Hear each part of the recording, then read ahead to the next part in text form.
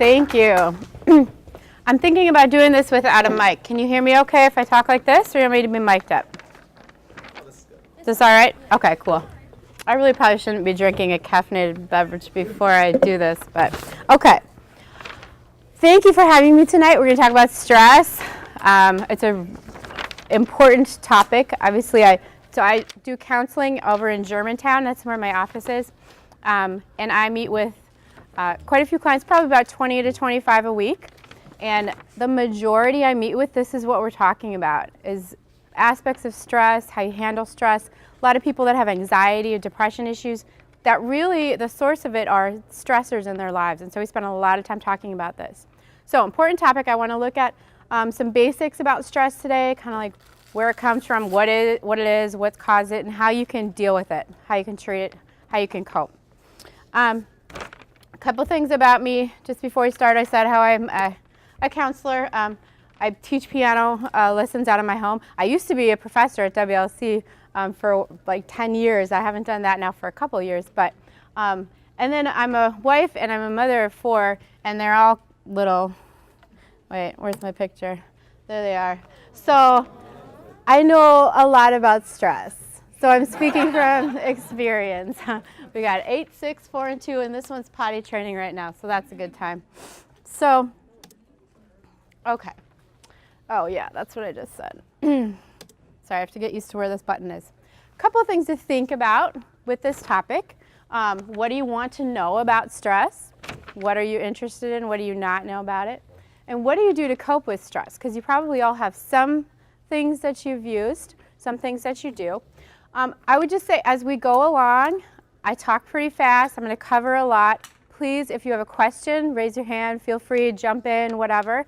You can ask questions along the way. Probably have a little time for questions at the end too, and I'm also going to stick around if you want to just talk to me personally about anything. So, but feel free to ask as we're going along. Okay. First of all, what is stress? Because there's some confusion about that sometimes. Stress is a physical reaction. It is when your adrenaline rushes. It's when everything gets elevated. Your breathing gets faster. Your heart rate gets faster. So it's what we often call the fight or flight reaction, right, where you feel like, okay, something's happening. I have to do something, or I have to get away from this. So it's just a physical reaction. It's sort of an influx of energy, basically. There's positive stress. There's negative stress. It doesn't have to be a bad thing. It's positive stress is what gets you up in the morning when your alarm clock goes off, that feeling that you have, and that's stress. If you ever think of if you're ever driving and you almost get in an accident and then all of a sudden you're like way hyper alert, that's positive stress. Positive stress all over the place every day. The problem is with that is that if stress gets stuck in you, okay, a couple things. If you have it constantly and there's no break, or if it gets stuck in you and there's no way that it gets out. So I think about your body as sort of like a pipe. If it gets clogged with stress, it's going to do some really dangerous things to you. You'll have to have a way of constantly letting it out.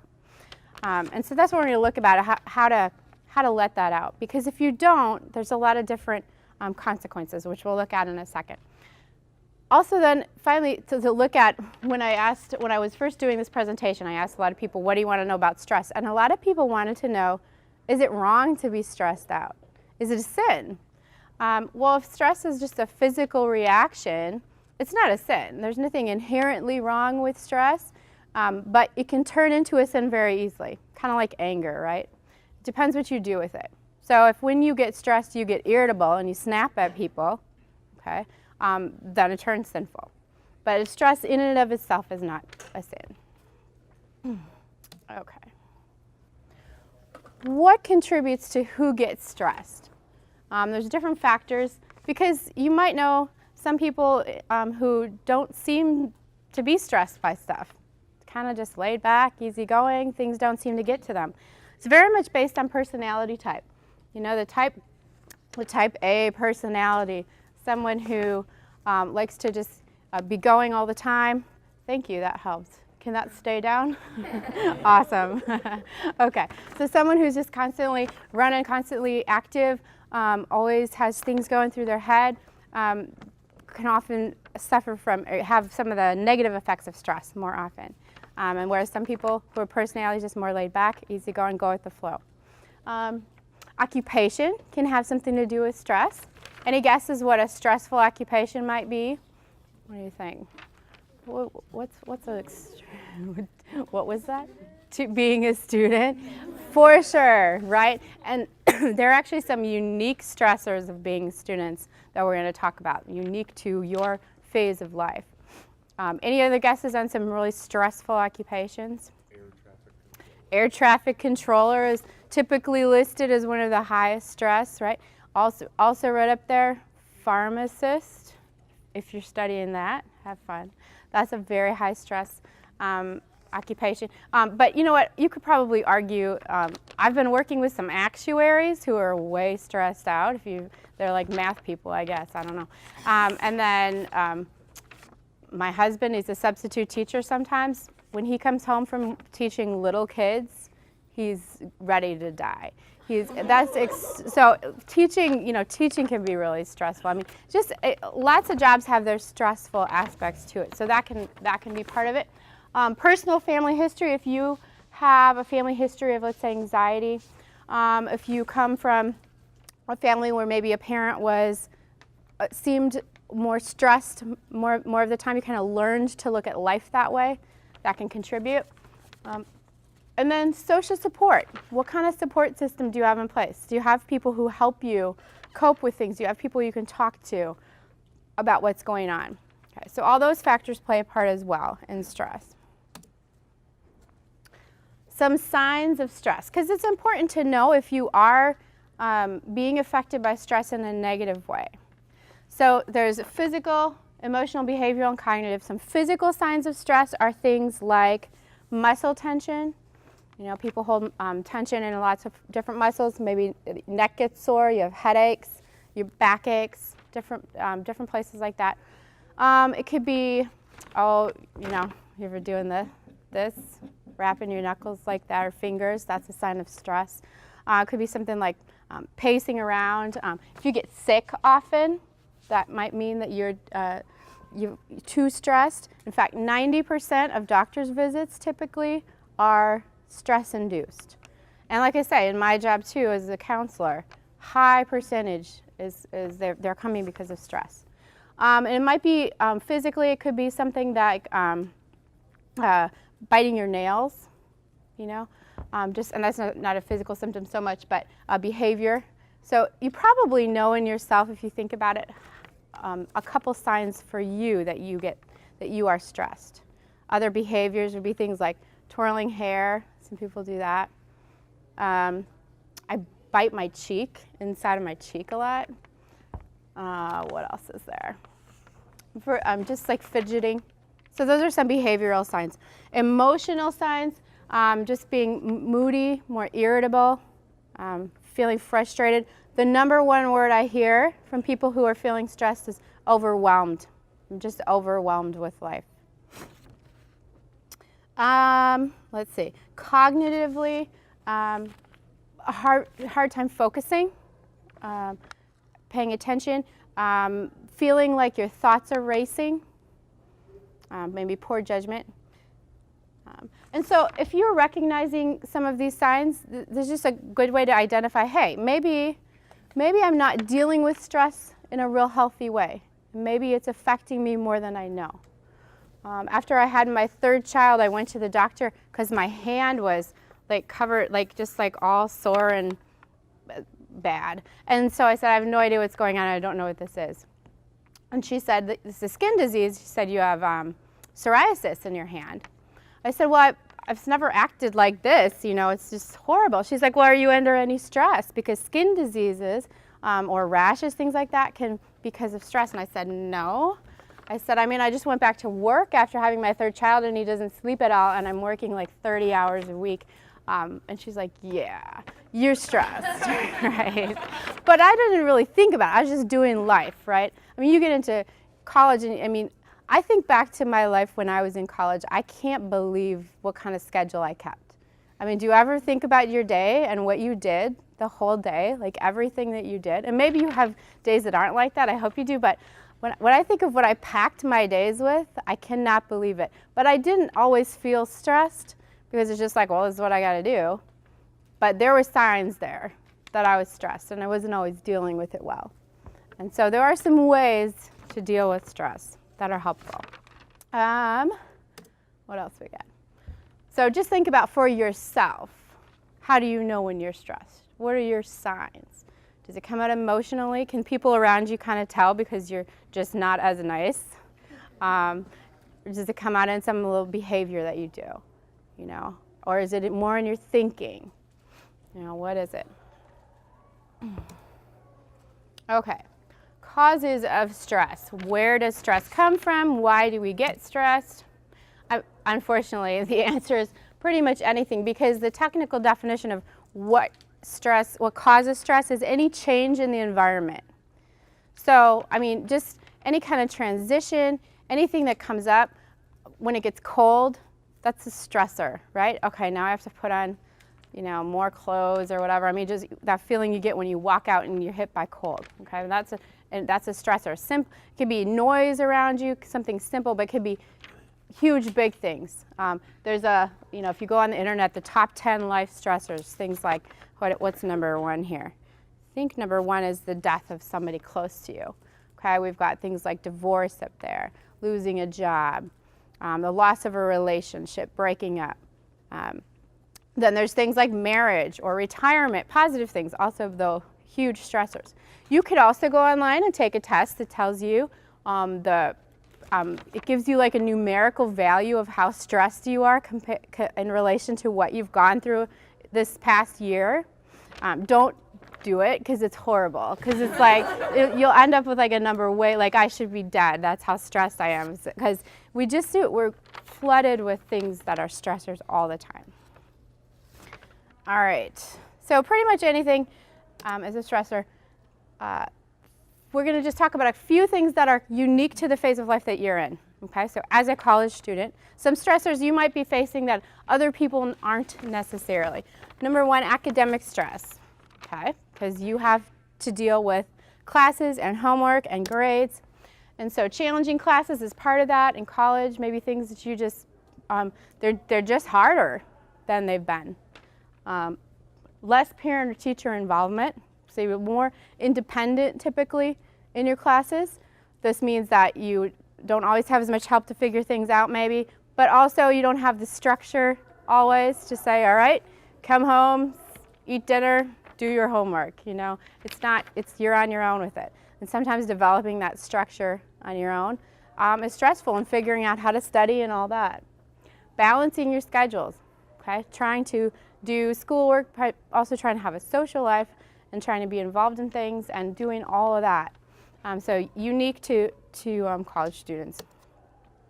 Social stress. Some of the social stressors are unique in this phase of life. Being away from home, if you are living away from home, not everybody is, but if some of you just moved out, live in dorms or live in apartments, so first time away from home, that's a stressor. I've got a couple clients who I see primarily for the fact that they're having a really hard time with that transition to being away from home. That can be, for some people are just ready for that to happen when it does, but some people have a really hard time with it. Creating a new social network. So if you're going somewhere where you maybe you aren't going with a whole group of your friends, and so you're kind of starting over in a sense socially, meeting new people. And for some people, again, maybe that's an easier thing to do, but for some people, maybe they've never had to do that before. I thought I was like an extrovert and totally social. I had tons of friends growing up in grade school, but then we moved to Wisconsin from Colorado right before I started high school, and I realized I have no idea how to make friends. And I like got depressed and extremely stressed, and it was a difficult thing. I had to start over. Okay, getting along with roommates, a unique stressor that you maybe haven't had to do before. Some people, even if you haven't had siblings, you never had to share a room with anybody. Okay, and so you don't always get roommates that are extremely easy to get along with. So there can be some social things there. And then dating, just maybe transitioning from if you had a relationship in high school and trying to maintain that, or deciding whether or not to. meeting new people in college, again, balancing schedules, and all just the pressures emotionally that come with that. So a lot of different social stressors. There's some unique effects of stress too for people in your age group that we don't always see necessarily in the other population. Drinking as a way to cope often happens as a way to escape and not feel some of the stress. Perfectionism. This is a double-edged sword. It's a way to cope sometimes because it's like, well, I've got to do everything perfectly, but then it causes way more stress onto you. Okay, it brings a lot more stress to feel like you have to be perfect. The freshman 15, and so gaining weight, but also eating disorders often start at this time because there's again, big transition. That the freshman 15 happened to me in high school because we had that move, right? Only it was like the freshman 30 or 40 or something like that. It was way more than that. But because sometimes we eat to cope, or other people, instead of eating to cope, will control their food intake to cope, to get some control, and that's where eating disorders can happen. And then dropout rates would be another unique effect of stress, where it just is just too much. Okay. So what are your top stressors? Just kind of think in your head, you don't have to share them out loud. But think about right now in your life, what's going on that's stressing you out? Is it some of those unique ones we talked about? Is it something totally different? Usually when I talk with clients, we have like categories of stress, okay? So maybe it's homework, or friend drama, or relationship issues, or parents, money, okay? Think about what your top stressors are right now. You know, probably the stuff you worry about the most, think about the most. Yes, go ahead. For me, I have these 2 different part-time calls. I also have a bunch of grandkids. Yeah. Kids, and I want to try to be a part of everything. Yeah. And I feel I never have enough time to do anything. You feel pulled in all kinds of different directions. Oh, physical sign, right? Oh, and you're pulled. Got it. It took me a second. Sorry. Right. Good. Anybody else want to share one of their top? Yeah, go ahead. Graduation. Okay, and what about graduation? The whole process of this semester and figuring out what to do after graduation. And Yeah. how to plan, because I'm not going to have to rely on school. Like, oh, next year I'm just going to go to school again, so get a part-time job over the summer. Right. Real world. Future questions, right? Good. We're gonna talk about what kind of stressor that is in a second. Good. Anybody else? What's a top stressor? Yeah, go ahead. Being fully independent. Okay. And what about that is stressful? Because I never used to have to buy my own groceries. Yeah. Now 50 to 70% of my paycheck is going to food. You tell me about it. Paying my Yeah. cell phone bill, Yeah. or lack of transportation. Yeah. Having to find my own rides. So having already transitioned to some of that, or maybe looking that you will be transitioning into that, but yeah, just independent living. Yeah, and you're dealing with it currently, right? Yeah, okay. Yeah, I mean, money issues, having to think about money, bills, yeah. Thank you. Anybody else want to share top stressor? Yeah. You might appreciate this, but experimental psych is my top stressor right now. I extremely appreciate that. I hated that class. Okay. Yeah. Yep, exactly. And it's challenging. Yeah. Just really hard classes in general. Yeah. Yeah, I mean, and too, if it's something that you're not extremely passionate about, or it's just like takes a lot of work to put into, it's a lot of different layers as to why academics. Yes. Kind of similarly, but as a senior, I have to work on an independent research project throughout the entire last year. Okay. And just getting everything done, so deadlines, Yeah. getting it all done, but also working on my own. Yep. Making sure everything gets done correctly. Yep. Yeah, and that whole thing with the perfectionism, like that doesn't significantly add to it too. If you're feeling like you know, I have to go over each part and have it all perfect and that kind of thing. Yeah, good. Anybody else want to share one? We got some good ones. Yes. For me, it always comes back to time. Okay. Just trying to fit more things in a day than you can. Yeah. You know? Yeah, then it's actually And then possible. long term too. Just trying to figure out, like, especially graduation, thinking, okay, Yeah. by this time I should have this lined up or this done. Your own like inner deadlines too, right? And like, yep. Good examples. So you could probably, you know, create, and we'll talk about this in a second, a stress map is what I call it, but you kind of already starting to do that in your head. You got an idea of what the stressors are. And that's the place you want to start, just to identify them. Okay. So when you're able to identify your stressors, I break stressors into two categories. They're external or internal. Okay, they can all fit into one of those two categories. So external stressors are anything outside of yourself that's causing you stress. So classwork, okay, all the things that you have to be at, all the things you have to do, schedules, how much money you have, and where it's all going. Just figuring things out and planning for the future. So those are external stressors that are outside of yourself. But the majority of the stress that does the damage is internal. And internal stressors are how you think about what's going on in your life. So let's see if we got an example here. Take me to the, well, we'll get to it in a second.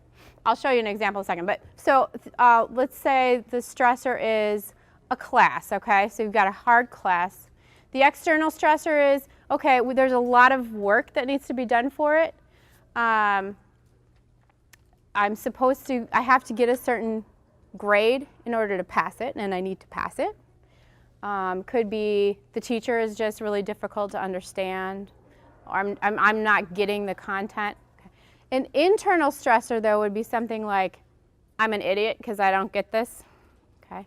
If I fail this class, my life is over. If I don't get a perfect grade, then I'm a failure.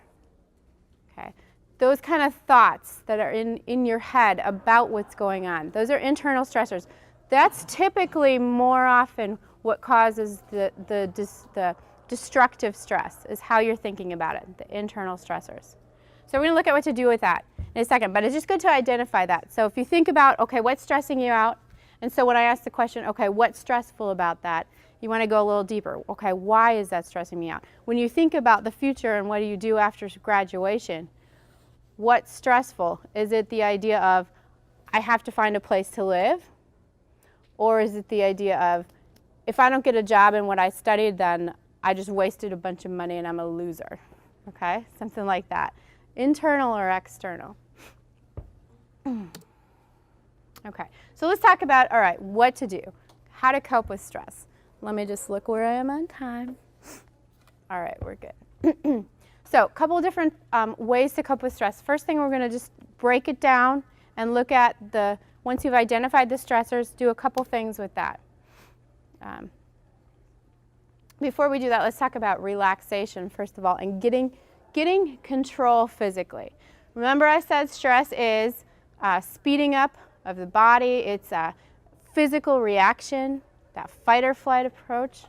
So the first thing you want to do when you're feeling that sensation of being stressed is to regain control physically. Okay? And if you regain control physically and slow yourself down, very often that in itself will help reduce your stress level. Just changing your physical reaction.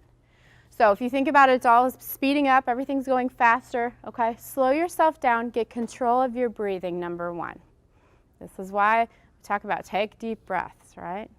Now you got to do it right, because if you breathe wrong, you will stress yourself out more. And seriously, there are people who breathe wrong. So anybody like a singer? Anybody out there? Okay. So if you're a singer, you know you have to diaphragm breathe, right? So you're breathing in through your nose and filling up your stomach. which women hate to do this. And then you hold it, and then when you breathe out through your mouth, your stomach should go in. So this should be, it's stomach. Elmo has a video on YouTube if you're really interested. It's called belly breathing. It's pretty good. So it's belly breathing. It's not up here. It's not up and down, okay? Your stomach should be going in and out. So when you breathe in, your stomach should go out, like you're filling up a balloon. And when you breathe out, your stomach should go in. Okay? I just recently read some research that suggested there's actually a mathematical formula to this that seems to be the best numerical value for breathing. So I don't know. I've got a couple clients trying it out for me. We'll see what they say. It's called 4-7-8. Basically, it's the idea you breathe in for 4 counts. 1, 2, 3, 4. You inhale. Then you hold your breath for 7 counts. Okay? 1, 2, 3, 4, 5, 6, 7. Way slower than that, though. And then you breathe out for 8 counts. So if you think about it, you're exhaling twice as long as you inhaled. So when you inhale, you have to breathe pretty deeply so that you can take 8 seconds to breathe out. So what I've read about this is that the way that it is numerically set up, the 4-7-8, is that it biologically works to slow down your breathing. That's the best formula for it. Okay. I had one client come back and say, yeah, for me it's 5-7-8. I said, that's fine, I don't care, whatever. But whatever works for you. But and some of the people who talk about doing that, they actually say like if they do this if they have trouble sleeping, and that they actually can't get through like 2 rotations before they fall asleep. So if you have trouble sleeping, try it out. I don't know. Another way to slow down your body is muscle relaxation. Again, remember, we often hold stress in our muscles. So that's just progressive muscle relaxation, the technical term for it. You kind of start with your toes and clench in your toes and then unclench them. And you go up to the next muscle, maybe your calf muscle, clench your calf muscle for 5 seconds and then unclench it. And you just go up and do it with all your muscles. You can do it with your face and clench it up and then unclench it. Just slowly relaxing and getting the tension out of all your muscles. Again, a good thing to do if you can't sleep. Most people get bored. They don't get to the top of their head before they fall asleep. Stress Doctor and Breathe to Relax are apps. There should be, I think you have them on your handout too. And so one of them's free, I think maybe, or they're not very much money. But these are apps that help you, that actually lead you through the relaxation period, lead you through some breathing. You can check them out online and get a description of them. But again, something to think about to help with this part of regaining control when you're feeling stressed out. Okay, after you've regained control, let's take a look now at something else you can do with your stressors. This is where the stress map comes in that I talk about. And I have a lot of my clients do this because a lot of my clients are dealing with this. They find it very helpful to identify, first of all, identify your external versus your internal stressors. So if you think again about the things that are on the top of your list, all right, are they external or are they internal? So here's an example. So you would put, like in the middle, you'd put the category, academics, okay? And so here, I'm currently getting an F in biochemistry. That is an external stressor. It's just a fact. It's true. It's happening. If I fail biochemistry, then I am a failure and my life is over. That's an internal stressor, okay? It's something we tell ourselves that creates stress. It's usually got a lie in it somewhere, okay? So you are not personally a failure if you fail a class, and your life won't be over just because you failed biochemistry. There's a lie in it somewhere. So when I was in high school and in college, my internal stressor constantly was, I'm fat and no one's ever going to love me. I mean, I probably said it 100 times a day in my head. So there was part of the truth because I was definitely overweight, but the part about nobody's ever going to love me was not true. Okay? It took me a long time to figure that out and some really good friends. But there was a lie in there, right? And it caused a lot of internal stress. So figuring out what the external and what the internal stressors are. And I'll tell you what to do with them in a second. But that's kind of what a stress map looks like. You know, taking just one category and looking at it. You don't want to do all the categories of stress all at once on one piece of paper because it'd probably stress you out to see it in writing. But all right. When you see the external stressors, when you have identified the external stressors, then sit down and brainstorm some solutions. Okay? Because the stress outside of you, sometimes there's something you can do about it, sometimes there's not. But if you, so for example, so I'm getting an F in biochemistry. Okay, what are some possible solutions? You know, what do you do if you want to raise up a grade? Lots of different possibilities. Maybe you work with a friend who's good at it. Maybe you talk with a professor. See if you can get an extension on something. See if you can get some extra credit. So those are all some possible solutions to that external stressor. Good thing to do with external stressors is once you've got them written out, you've got them identified, talk to a friend about them. Have them look at your little stress map. And sometimes they can look and say, hey, well, have you thought about this? Did you try this? You know, sometimes they can see things we can't because we're so caught up in it. Sometimes what I do with my external stressors is I put them in Facebook. I say things like, my son is telling lies lately. What do you do to stop lying to your kids? Okay, you get a lot of solutions when you do something like that. You can weed through them because not all of them are good, but just put something out there. Ask for help. Ask for possibilities. Ask for options, solutions. That's one thing you do with them.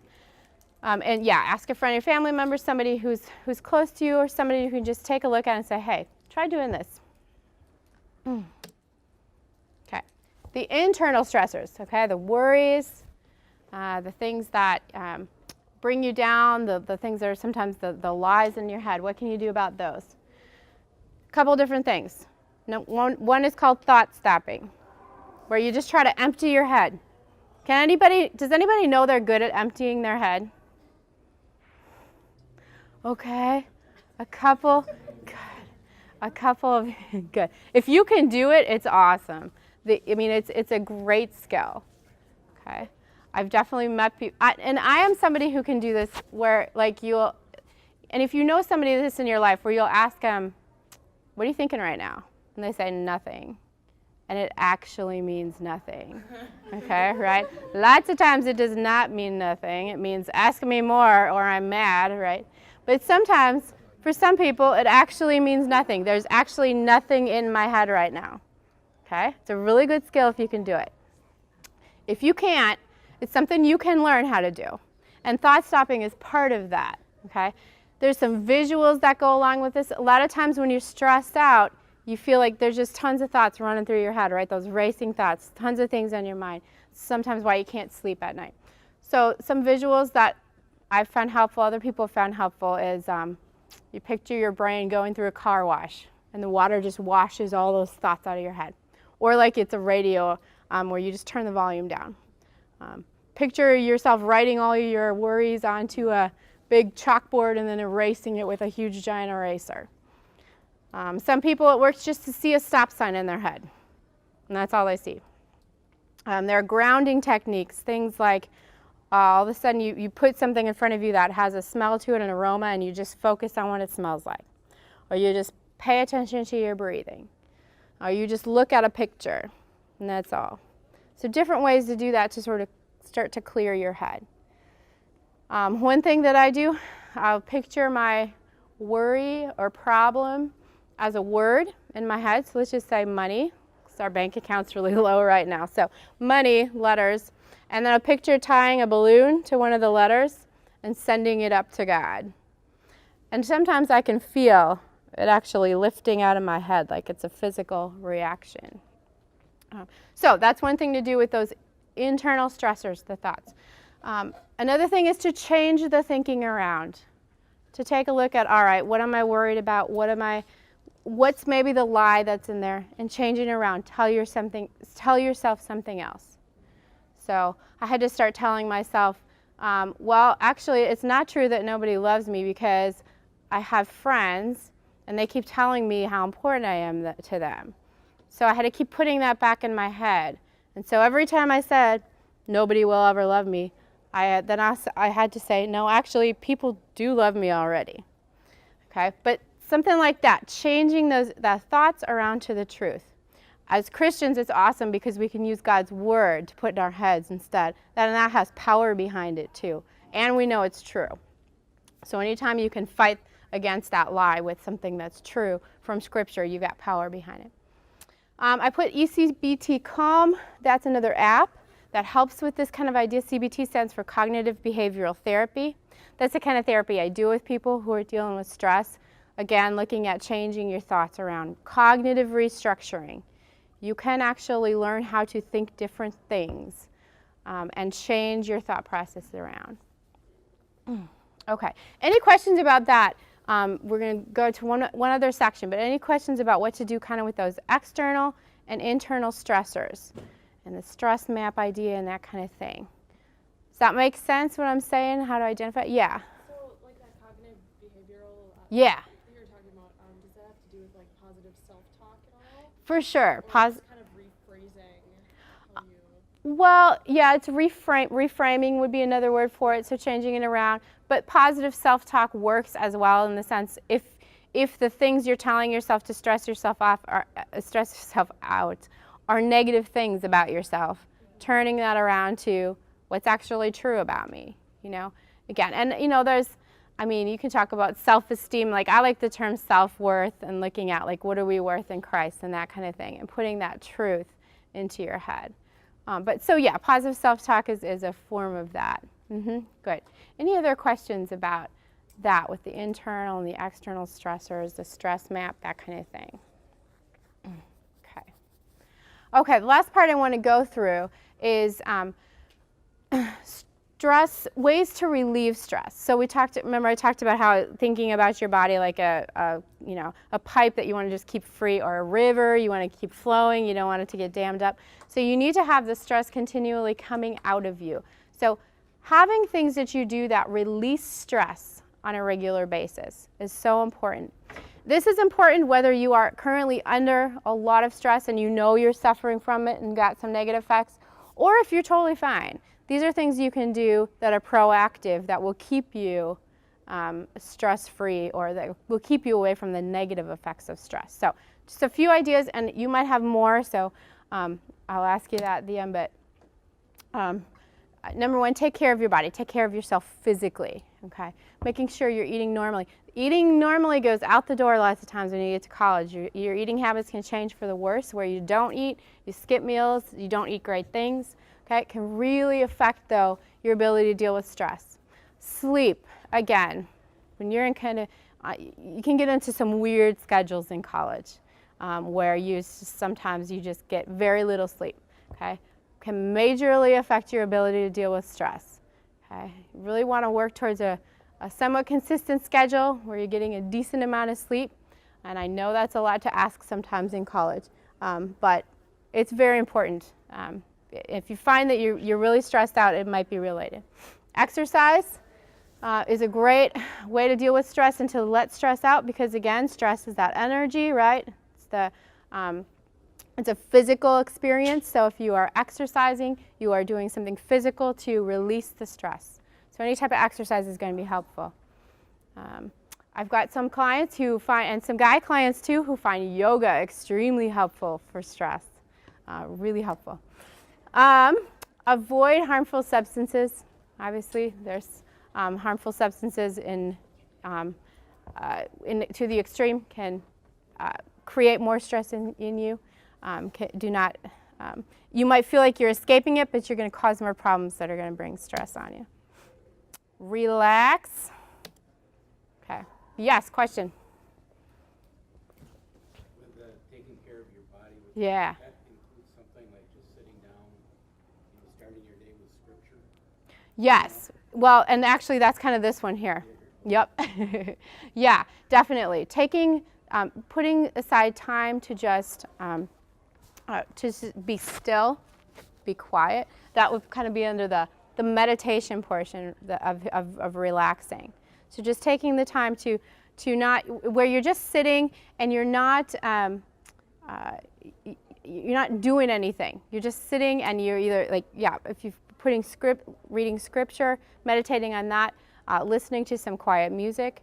But but that you are just taking time to sit and not do anything. And that's really hard. Again, if you've got the personality type of go-go, the type A kind of, it's really hard for you to sit down and relax and stop, okay?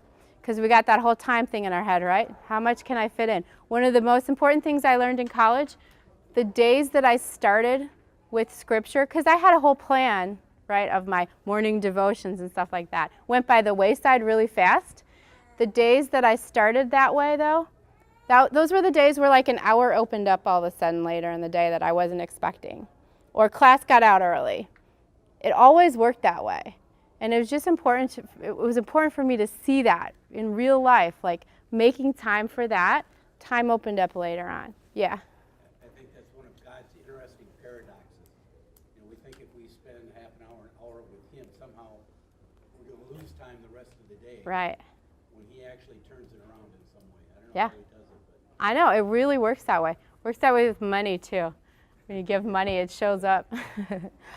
Okay, another part of relaxation, actually the number one thing that's usually recommended for stress is massage.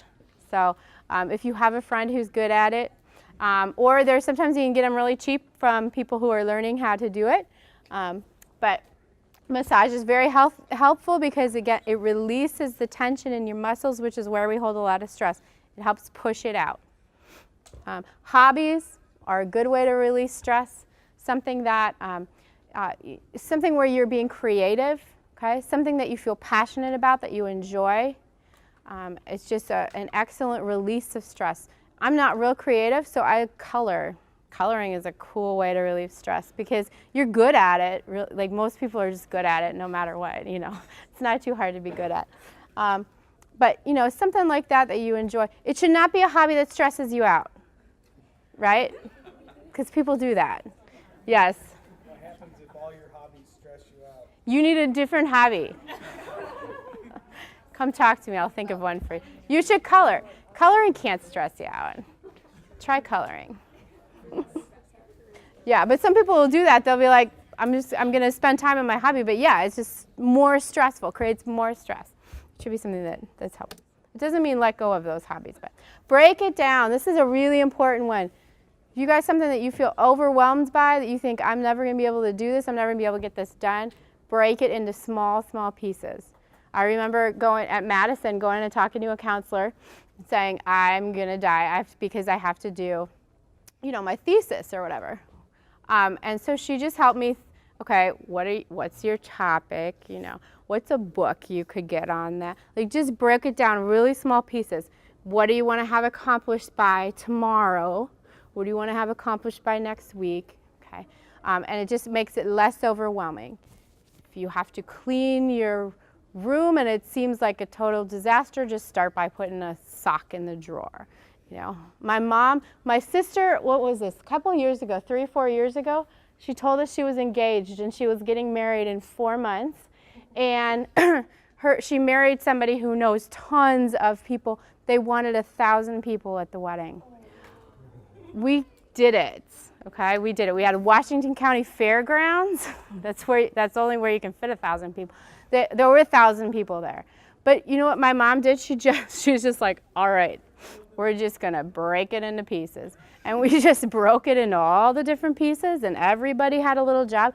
Big families, which was a plus. We all took a little piece. It got done. 4 months. It's crazy. Break it down. Okay. Laugh. Laughing is good for stress. Just the physical act of laughing relieves stress. It eases muscle tension. Laugh at yourself. Laugh at life.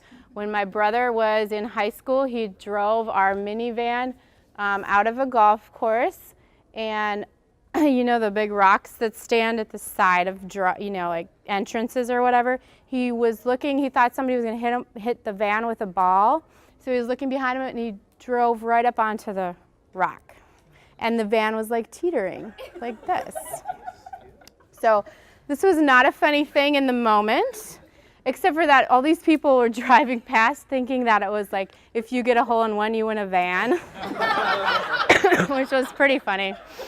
Anyways, it's a hilarious story now, but it was not funny then. But it's good to laugh about it, and it was good to laugh actually even then. It helped with the stress. Laugh at life. You know, if you have a favorite comedian, my favorite comedian is Jim Gaffigan. I love him. He talks about food, right? Hot Pockets and all that stuff. But, you know, a comedian that you know makes you laugh, put on a couple minutes of that. Just great stress reliever. Build a support group. Have people around you you can trust, that you feel you can talk to. Find positive people. Drama-free would be nice. A nice support group. You're not always going to be around drama-free people. Lots of times, and if you're a good listener, for example, you might have a lot of people coming to you with stuff, bringing a lot of problems to you, and that's fine, that's cool. But make sure you have someone you can go to. Make sure you have someone you can talk to who will just listen to you, okay? Where you don't have to solve their problems. They're just there for you. Build a support group. Have people you get together with on a regular basis. Coming to something like this is cool. Meeting people here, or just being able to gather with people you know that feel the same way about things that you do, you can talk to about your faith. Be nice to yourself, okay? That has to do with what the positive affirmations, right? Say nice things to yourself. Don't beat yourself up. Don't tear yourself down. But realize that you have strengths that God's given you. You can be proud of those strengths. Don't focus on the things that you are. The weakness is focused on your strengths. Oh, focus on strengths. There we go. Avoid negative self-talk. Stay away from shoulds. Don't say the word should in your head. Okay? You can talk about what you want, what you're hoping for, what you're trying to do, but not what you should do. Get rid of expectations. I think they're just really harmful in general.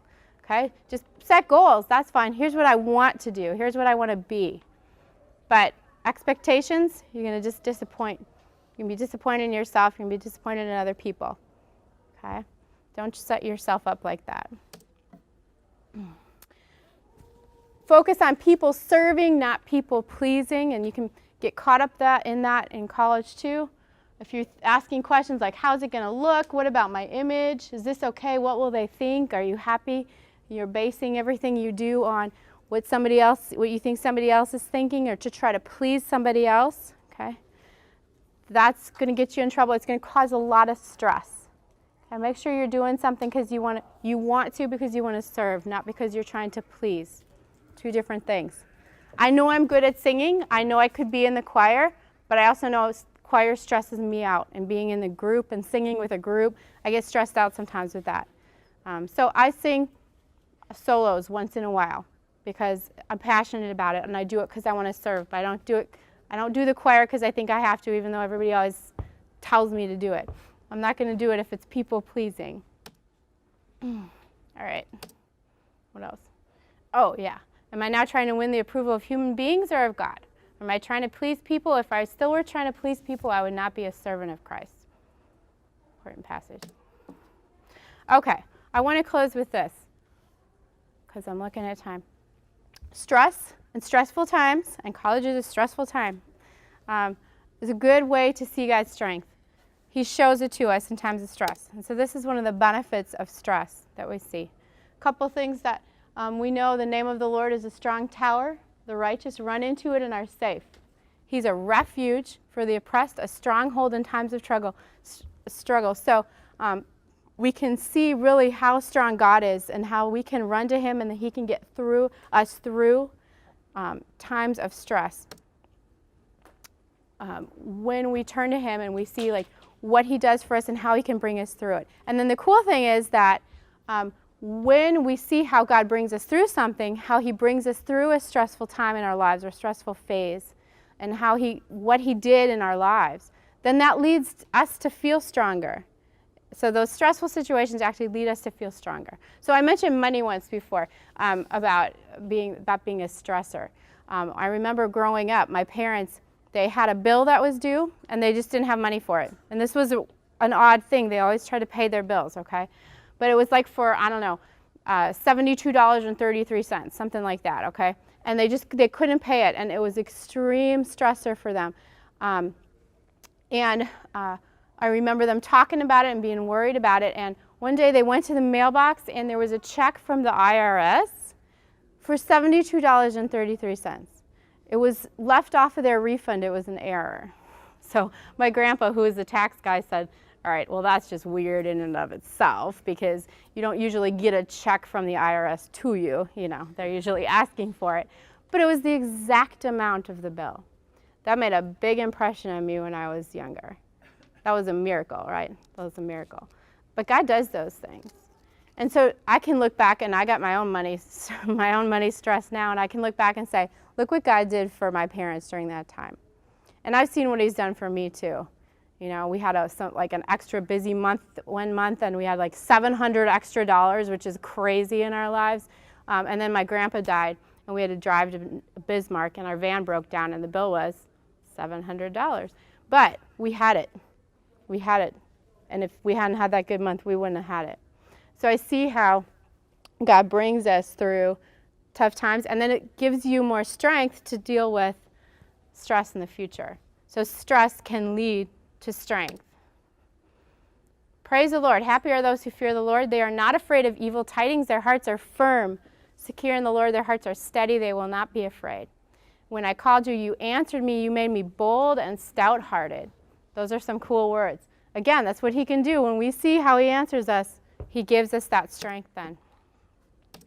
I'll just use one biblical example. The disciples in the boat, right, in the storm, they were stressed out. They were afraid.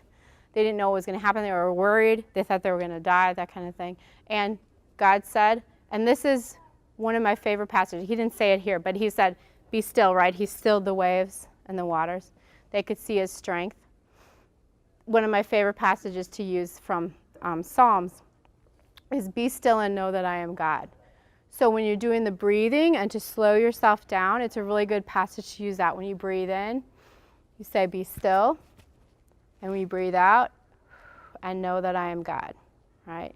Because the be still calms. It's like your head's a storm. It calms it. Just remembers, slow down. And I know that I am God. Okay, I don't have control maybe in this situation, but he does. He's going to get me through it. Yeah. That means 5 minutes, right? Okay. It wasn't a question. That's good. We're right on track. So thinking about that story of the storm, and we can see that because the disciples saw God's strength, how he calmed everything, then their response was, look at this. He calms even the wind and the waves. They had faith. Their faith was increased by that. And we see what the disciples do later on. The strength that they had then after Jesus was no longer on earth, the strength they had to go out and witness because of what they saw happen. Paul probably had a really stressful life, okay? But Paul writes, but he said to me, my grace is sufficient for you, for my power is made perfect in weakness. Therefore, I will boast all the more gladly about my weaknesses so that Christ's power may rest on me. That's why for Christ's sake I delight in weaknesses and insults and hardships, in persecution and difficulties and stress. For when I am weak, then I am strong. Through those times comes the strength. So that's the last thing I want you to think about is in your life up to this point, how has God used stressful times to strengthen you? And if you can think about that, use that as just hope for the future too going forward, that, okay, he's gotten me through those things, he's going to get me through this. If you don't have real concrete examples from your own life, look at people's lives around you. Talk to family members. Ask your friends, hey, what have you seen God do in your life? And encourage you going forward that he's going to be with you during those times of stress. I want to thank you for coming today. I'm going to stick around for any questions that you have. If you want to talk to me personally about anything. Any questions right now, real quick, before we close up? Yeah. Did you bring any business cards along? Oh, possibly. I have some in my purse. Look, that's a good idea. Either that or make sure you write that information. Sure. Yep. And just so you know, like I said, we're in Germantown. I'm in Germantown. We also can do some Skyping for counseling. That's often a possibility depending on what church you're involved with or the organization the school sometimes has it set up where we can Skype. So just so you know, there's counseling services out there, and I talk to college students all the time. So it's not a strange thing to do to go and talk to a counselor when you're in college. So thank you for coming. I really appreciate it. Thanks for your time.